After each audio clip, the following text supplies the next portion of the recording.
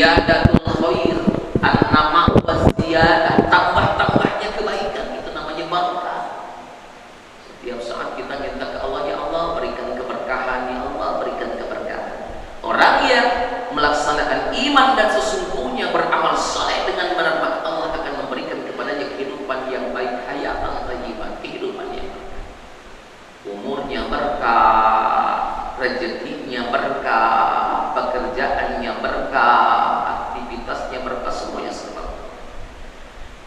Tapi yang jadi persoalan Ibu Bapak adalah ada beberapa penyakit yang kerap kali hinggap di dalam diri manusia, umat-umat baginda Rasulullah SAW termasuk kita. Dan sesungguhnya ini penyakit akan membuat Allah Subhanahu wa Ta'ala menghilangkan keberkahan dari hidupnya. Kalau tadi Allah memberikan jaminan, ya, iman dengan amal soleh yang benar, maka jaminannya keberkahan dari Allah. Ini mah sebaliknya, penyakit yang ketika itu penyakit hinggap di dalam diri kita, maka Allah akan cabut keberkahan dari diri kita.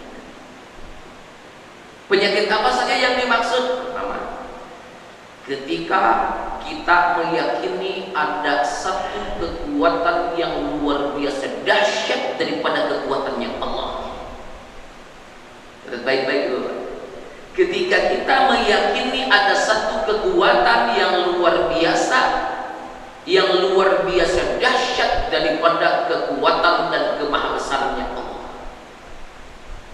Contoh, kalau kita sakit Pak, ya, kalau kita sakit apapun bentuk sakit itu, biasanya yang pertama kita lakukan adalah upaya apa?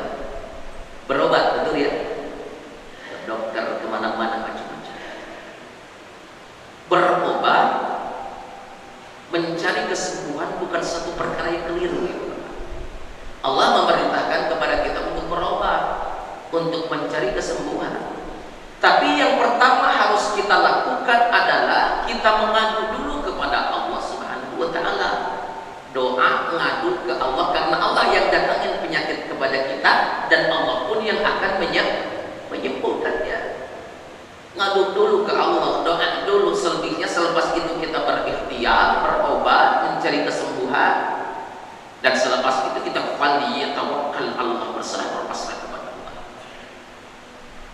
Kalau Allah berikan kesembuhan kepada kita lewat usaha berobat itu, maka yakini, hayati, tanamkan di dalam diri kita, fa idza marid wa idza maridtu fa huwa yashfin. Apabila kamu sakit, dialah Allah yang maha menyembuhkan. Ini namanya upaya perbaikan keyakinan. Kalau kita selama ini lebih, mohon maaf, mengedepankan ikhtiarnya, tapi ngadu ke Allahnya tidak, Ibu Bapak, ini keliru. Perbaikan keyakinan yang harus dilakukan adalah ngadu dulu ke Allah, doa dulu ke Allah, minta dulu ke Allah, selepas itu berobat, kemudian bertawakal kepada Allah. Baca dalam sejarah ketika Rasulullah SAW diajarkan oleh Allah Subhanahu wa Ta'ala dalam rangka memantapkan keimanan. 13 tahun Rasulullah SAW diajarkan oleh Allah di kota Mekah Al-Mukarramah. Begitupun Rasul mengajarkan kepada umat-umatnya saat itu 13 tahun di Mekah Al-Mukarramah. Apa yang diajarkan? Perkara iman, perkara keyakinan, perkara akidah. Apa yang Rasul ajarkan saat itu? Qul huwallahu ahad, Allahus samad. Qul huwallahu ahad, Allahus samad.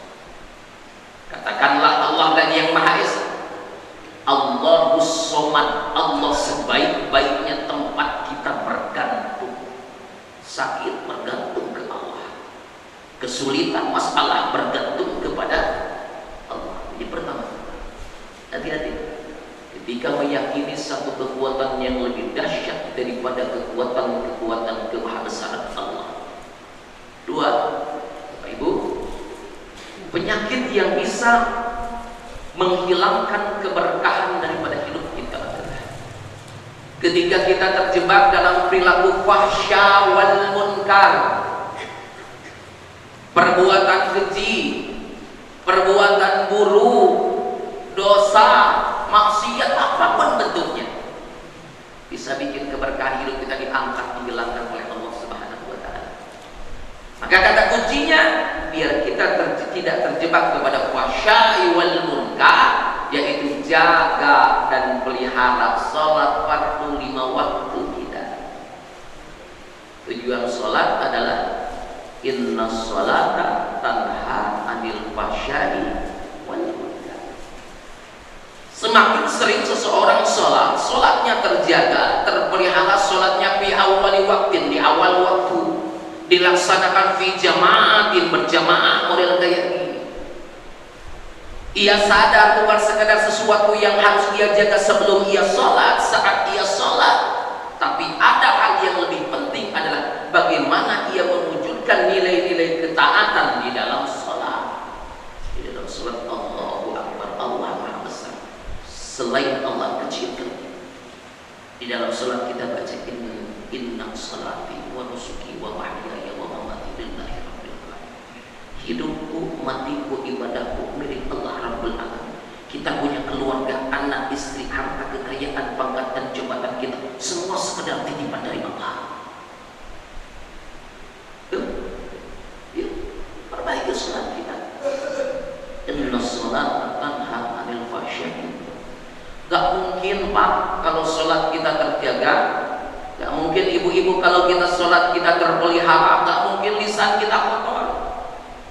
Kalau sholatnya baik, sholatnya terpelihara, gak mungkin ia zolim kepada tetangga, gak mungkin ia zolim kepada teman, gak mungkin ia zolim kepada sesama, gak mungkin ia bohong, gak mungkin melakukan kebohongan publik, gak mungkin melakukan rekayasa perkara, gak mungkin kalau ia punya iman. Kalau sholatnya terjaga, terpelihara, gak mungkin, mohon maaf, ia mencuri, gak mungkin ia manipulasi kata. Ia sadar mewujudkan nilai-nilai sholat di dalam kehidupannya, di luar sholat. Tuh, 2, biar tetap berkah, jaga sholat kita, pelihara sholat lima waktu. 2, ketiga, penyakit yang bisa menyebabkan diangkatnya keberkahan hidup kita oleh Allah. Bukannya bahagia, tapi situasi yang tidak baik adalah ketika kita mengidolakan hidup kita selain daripada Rasulullah Sallallahu Alaihi Wasallam. Artinya apa? Kita sebagai umat Rasulullah maka seyogianya idola yang terbaik dalam hidup kita, uswah dan qudwah, cukup ada pada diri Rasulullah Sallallahu Alaihi Wasallam. Laqad kana lakum fi Rasulillahi uswatun hasanah. Sudah ada pada diri Rasulullah Sallallahu Alaihi Wasallam itu junjungan kita, ibu bapak, suri teladan yang baik, contoh yang baik, sudah sempurna. Kalau bahasa anak nasional, very perfect, sangat sempurna. Apa yang mau kita cari dari diri Rasulullah Sallallahu Alaihi Wasallam? Kemuliaan akhlaknya di mana? Di rumah tangga. Iya. Rasul menyebutkan khairukum li ahlikum wa ana khairukum li ahli. Sebaik-baiknya kamu adalah orang yang cinta dengan keluarga. Aku adalah orang yang cinta dengan keluarga. Satu saat Rasul menjadi imam buat istrinya, menjadi imam buat anak-anaknya. Satu saat Rasulullah Sallallahu Alaihi Wasallam menjadi sahabat bagi istri dan anaknya. Rasul sosok yang humble. Rasul adalah sosok pemimpin rumah tangga yang hangat, yang cinta dengan keluarganya. Rasul selalu manggil istrinya dengan panggilan yang sangat luar biasa. Sudah populer. Apa yang Rasul panggil? Ya Humairah, wahai istriku yang mana-mana bahasa kita mas sayang, cinta, begitu kan? Manggil istri itu aja Rasulullah Sallallahu Alaihi Wasallam. Manggil anaknya dengan panggilan sayang, manggil anaknya dengan panggilan cinta. Sebegitu hangatnya Rasulullah Sallallahu Alaihi Wasallam terhadap keluarganya. Tapi ada hal yang tegas yang Rasulullah Sallallahu Alaihi Wasallam tanamkan di dalam keluarganya. Apa? Andai kata anakku Fatimah binti Muhammad mencuri, maling, maka aku yang akan langsung potong tangannya. Ya, baik. Luar biasanya Rasulullah Sallallahu Alaihi Wasallam. Apa yang mau kita cari? Ketika di medan tempur, ketika di medan perang, Rasulullah Sallallahu Alaihi Wasallam sebegitu gagahnya berada di barisan paling depan dengan memangku pekik takbir Allah Akbar.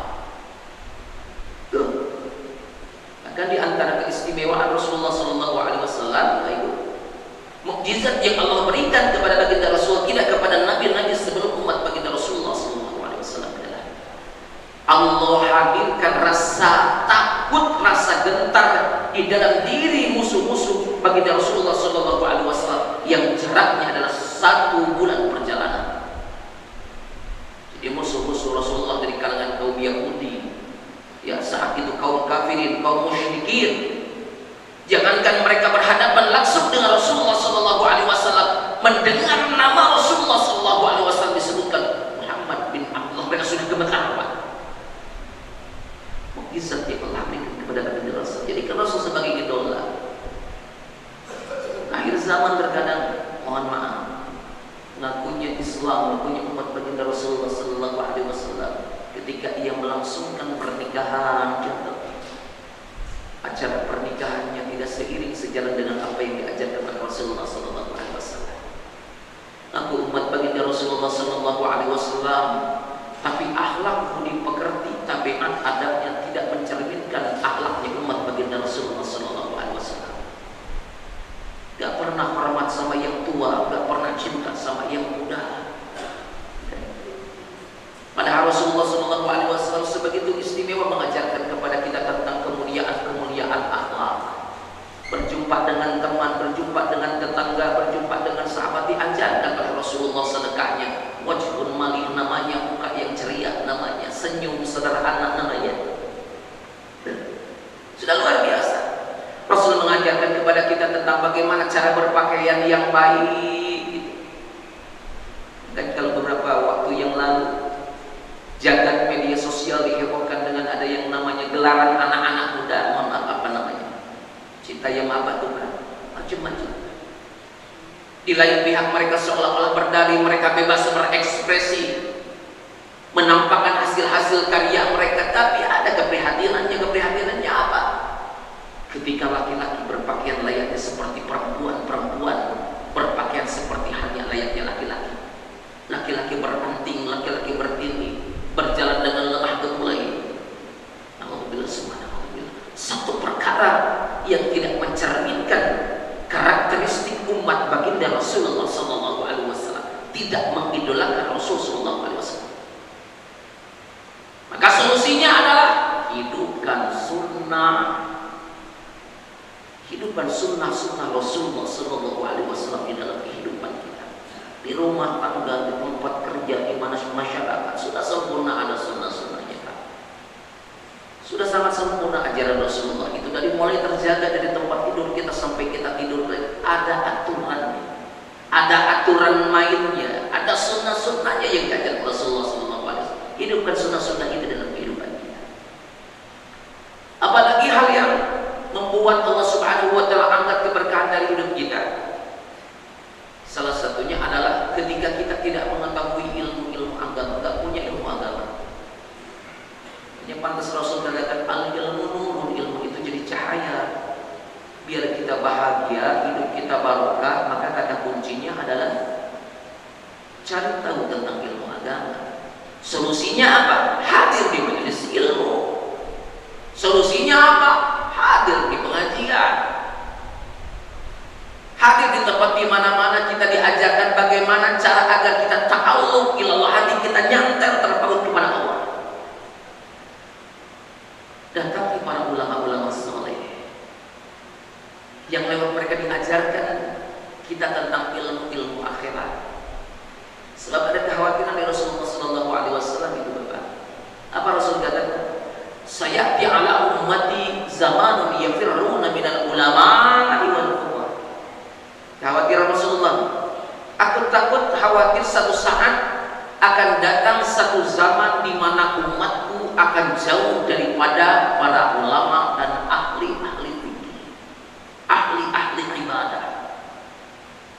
Maka fayabtaliyahumullahu bisalasi balayain, maka Allah bakal turun kepadanya 3 malapetaka.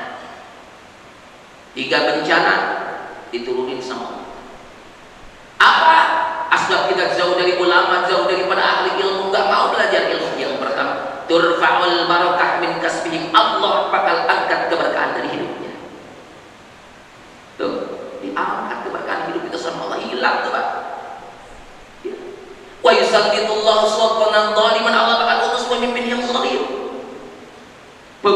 yang aniaya, pemimpin yang tidak berpihak kepada rakyat, pemimpin yang lebih mengedepankan kepentingan diri dan kelompoknya, diutus sama Allah.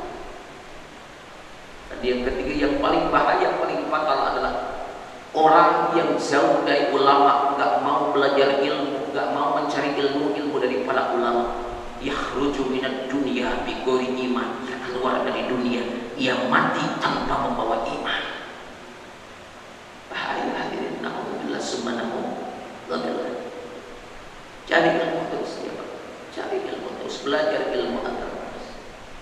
Berikutnya, penyakit yang datang di dalam diri umat baginda Rasulullah sallallahu alaihi wasallam yang membuat kehidupannya, keberkahannya diangkat, dihilangkan oleh Allah manakala ia terjebak pada perilaku ghaflah. Di pinggir kali, pinggir tanggul ada orang yang main, itu namanya gaplek. Main kartu namanya gaplek. Asalnya dari ghaflah. Apa ghaflah? Lalai. Perbuatan-perbuatan yang bikin lalai. Ghaflah. Tahu perintah tapi tidak dilaksanakan. Tahu larangan tapi tetap dilanggar. Tahu sholat fardu 5 waktu, keutamaannya 27 derajat, mulia adanya, tapi kita nggak mau sholat fardu berjamaah. Ini namanya lalai Pak. Maka kata kuncinya robah dengan apa? Dengan ketaatan. So istiqomah buat sholat berjamaah. Tahu kalau sholat tahajud itu penuh dengan kemuliaan, wa minal laili fatahajjat bihi nafilatan lak asa ayyam asaka rabbuka maqaman mahmuda. Tempat kemuliaan yang tinggi di hadapan Allah Subhanahu wa taala bagi orang-orang yang terjaga di malam hari itu sholat tahajud. Tapi kita nggak mau mengambil keutamaannya. Itu namanya ghaflah. Lalai. Hati-hati. Lalai. Bahkan kita lebih cenderung malas untuk melakukan kebaikan. Apalagi perkara yang bisa menyebabkan Allah Subhanahu wa taala angkat keberkahan dari hidup kita manakala kita terjebak pada perilaku wahmi.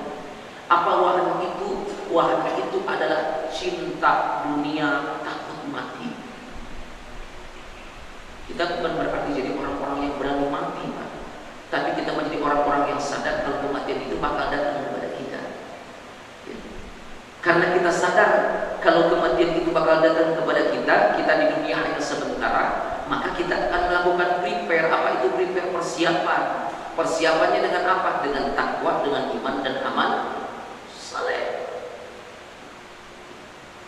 Kalau orang sudah barangkali kalau sudah fokus dengan dunia, maka dia lebih cenderung akan lupa kepada akhirat. Ya. Artinya gimana? Apakah Islam melarang kita untuk fokus juga dengan perkara-perkara dunia? Bukan. Yang dianjurkan oleh Allah Subhanahu wa taala agar kita punya satu konsep yang namanya tawazun. Apa itu tawazun? Keberimbangan. Keseimbangan. Ada kalanya kita fokus untuk urusan dunia, bekerja untuk dunia dengan sungguh-sungguh ya. Ada kalanya kita juga fokus untuk kehidupan akhirat. Apa kata Allah Subhanahu wa taala dalam satu firman di dalam Al-Qur'an? Wabtaghi fi ma ataka Allahu ad-daral akhirah wa la tansa nasibaka. Cari untuk olehmu adalah perkara-perkara akhirat. Ibadah yang benar, ibadah yang tekun, ibadah yang serius, tapi wala tansa nasibaka minad dunya. Kamu jangan lupakan urusanmu di alam dunia. Rasul pernah menegur sahabatnya pada dalam satu riwayat. Ada seorang laki-laki yang dulu termenung di masjid, sholat pagi hari dan macam-macam merangkai melaksanakan ketaatan, zikir dan macam-macam. Ditegur oleh Rasulullah Sallallahu Alaihi Wasallam karena apa? Waktu itu sudah menjelang hampir siang. Rasul mengisyaratkan kepadanya untuk apa? Untuk mencari nafkah, untuk bekerja, untuk berikhtiar. Jangan ada istilah dan gimana dari Allah. Saya mati tidak, Pak. Ya. Ada upaya-upaya ikhtiar. Bakiru fi talabil rizqi wal hawadi fa innal ghudwa barakatun wa najatun. Kata Nabi itu. Berpagi-pagilah dalam menjemput rezeki, karena di pagi-pagi itu ada keberkahan, ada kebahagiaan, ada kesenangan dari Allah Subhanahu wa taala. Semangat buat bekerja, semangat buat mencari nafkah. Ya.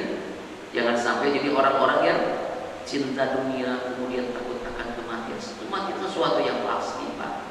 Tinggal bagaimana kita menyikapi itu semua, bagaimana kita mempersiapkan untuk kehidupan setelah kematian itu, Pak.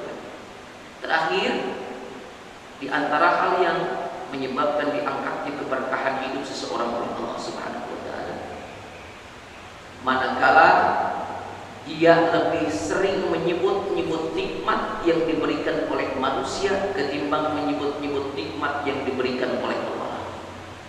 Kasarnya ukur nikmat, Pak. Ibu-ibu saat ulang tahun diberikan hadiah sama suaminya, dikasih handphone model terbaru harganya 15 juta.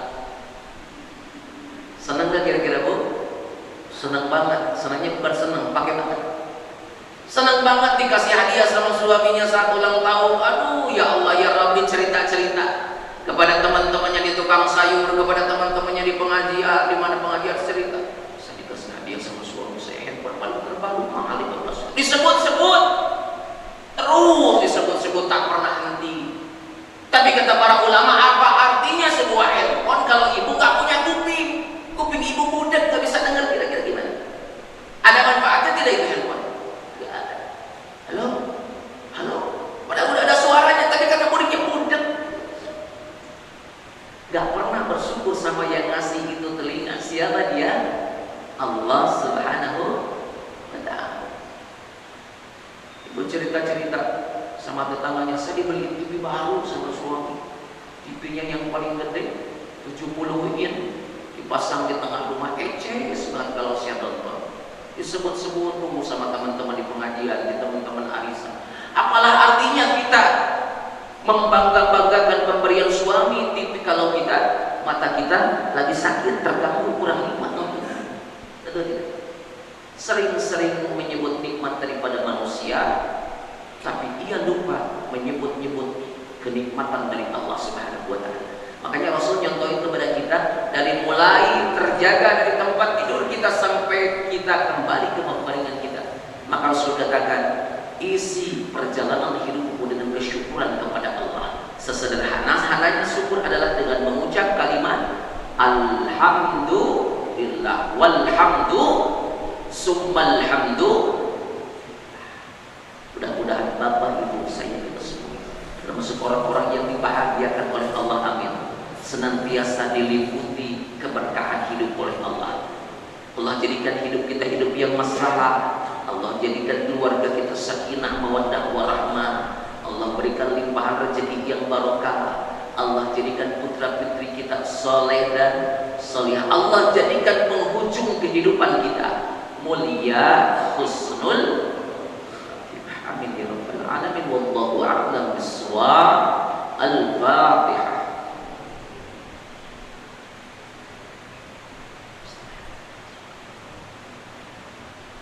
Astaghfirullahaladzim, astaghfirullahaladzim, astaghfirullahaladzim min kulli dhanbin adzim wa atubu ilaih. Bismillahirrahmanirrahim. Alhamdulillahi hamdan syakirin hamdan na'ami hamdan yuwafi ni'amahu wa yukafi mazidah. Ya Rabbana lakal hamdu wa lakal syukru kama yanbaghi li jalali wajhikal karim wa li'azimi sultanik. Allahumma salli ala sayyidina Muhammad wa ala ali sayyidina Muhammad. Allahumma inna nas'aluka ridhaka wal jannah wa na'udzu bika min sakhatika wan nar. Allahumma arinal haqqa haqqan warzuqna ittiba'ah wa arinal batila batilan warzuqna ijtinabah. Allahumma ighfir lana dhunubana wa liwalidina warhamhum kama rabbawna shighara. Allahumma inna nas'aluka nafsan mutma'innah tu'minu bi liqa'ika wa tarda bi qada'ika wa taqna'u bi 'ata'ika. Allahumma aghnina bil 'ilmi wa zayyidna bil hilmi wa akrimna bit taqwa wa jammilna bil 'afiyah. Allahumma ij'alna sabura waj'alna syakura wa fi 'aini saghira wa fi a'yunin nasi kabira. Rabbi habli minas salihin, Rabbi habli minar rasyidin, Rabbi habli minal muhsinin, Rabbi habli minal muttaqin, Rabbi a'alni muqimus shalah wa min dhurriyyati rabbana wa taqabbal du'a. Rabbana hab lana min azwajina wa dhurriyyatina qurrata a'yunin waj'alna lil muttaqina imama. Rabbana atmim lana nurana waghfir lana innaka ala kulli syai'in qadir. Rabbana atina fid dunya hasanah wa fil akhirati hasanatan wa qina adzabannar. Sallallahu ala sayyidina Muhammadin wa ala alihi wa sahbihi wa sallam bi fadlika subhana rabbika rabbil izzati amma yasifun wa salamun alal mursalin walhamdulillahi rabbil alamin. Amin ya rabbal alamin. Amin ya rabbal alamin. Mohon maaf lahir batin. Wassalamualaikum warahmatullahi wabarakatuh.